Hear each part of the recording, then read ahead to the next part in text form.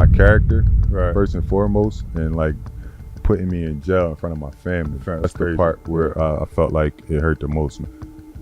I ever put my name with nothing but fraud. Marcus Morris has officially crashed out. After 13 seasons in the NBA and a fortune most people can't even imagine, the same man who used to shine in chains and cars is now rumored to be staring down bankruptcy. Why? A mountain of casino debt stacked against his name, and whispers that Uncle Sam himself, the IRS, has Marcus on file with a red flag. Hang on, one more. One more what? Handcuff? Yep, Where? on the feet. Come on, bro. You know, man. Oh, come on. It's, Y'all look, keep it's above our not, head. it's the new policy. That's why I'm explaining everything to you, okay? Never said I had to put a cuff to my lady. Way above our head. I was just waiting above our head. It's in no criminal. We don't And don't get it twisted, this isn't just some random rumor floating around. Just weeks ago, Marcus was literally arrested at a Florida airport, dragged away in cuffs in front of his own family, wrists locked up, ankles chained down. The charge? Fraud, tied to hundreds of thousands owed at the Vegas tables. And I'm gonna say it once or twice, and I'm gonna keep it at that. I've never physically wrote a check with my name from my bank account to anybody. Right. Forget the casinos. Right. To anybody. I've never done that. You know what I mean? Right. We've always dealt with. That's right, over $265,000 in unpaid casino markers from the Wynn and MGM Grand left him in handcuffs. Sure, the charges were tossed once the debt was paid, but the stain is permanent. Because let's be real, when a former NBA player gets hauled off like this, fans stop debating guilt and start asking the real question, is he broke? Everything went down at Fort Lauderdale Hollywood International. A regular day, travelers boarding, kids pulling backpacks, until Broward County deputies strolled straight to Marcus's gate and put the spotlight on him in front of everyone. Which one of you guys is Marcus? Marcus? If you could just come over here. I'm just eating when we get there. I'm gonna We don't want to make a scene or anything. We just need to. We're gonna. The body cam tells the story. Cops mention the warrant, and before Marcus can even breathe, his wrists are cuffed. Then, the shocking part, shackles on his ankles. The look on his face? Pure disbelief as the crowd stared like they were watching live reality TV. Hang on, one more. One more what? Handcuff? Yep, Where? on the feet. Come on, bro. We know, man. Oh, come on. It's, Y'all look, keep it's above our not. head. It's the new policy. That's why I'm explaining everything to you, okay? Never said I had to put a cuff to my lady. way above our head. I was just waiting above our head. It's in no criminal. We don't make decisions. Fans couldn't believe it. Marcus Morris, a millionaire baller, getting rolled through an airport in shackles while his twin brother Markieff held onto his jewelry.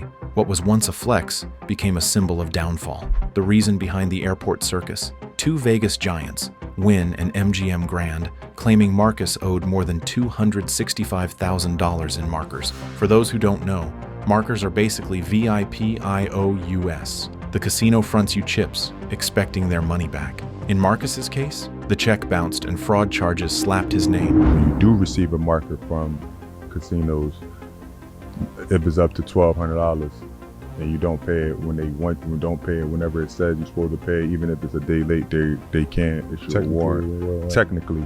Nowhere else they could do that. Marcus tried to play it cool, saying it wasn't fraud, just late payment. But fans online weren't having it. They fired back instantly. If you're really sitting on millions, casinos don't take you to court over this. This is broke man behavior. Marcus claims he sat in Broward County Jail for 51 hours. No food, no water, chained 24 hours a day. On Instagram, he vented about being blindsided and treated like a criminal. But to the outside world, the narrative was already locked in.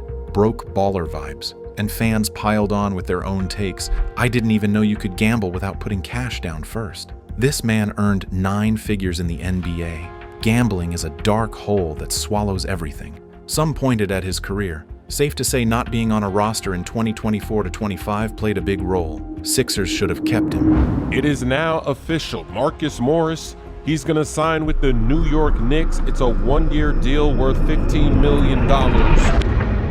And the irony? Marcus wasn't some role player. 13 NBA seasons across Rockets, Suns, Pistons, Celtics, Knicks, Clippers, Sixers, Cavs, and more than $90 million earned. Still, he ended up chained over markers. And here's where the real fear starts, the IRS talk. Because if Marcus couldn't hold down casino tabs, people are wondering what his tax records look like.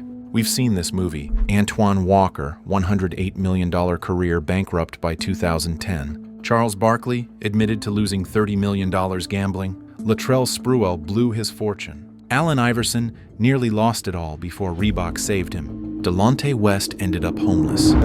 Well, I wanted to come out and basically try to teach guys, not just necessarily athletes, but just people in general about having a lot of money. Sometimes different people come into wealth in different areas. So I wanted to share my story.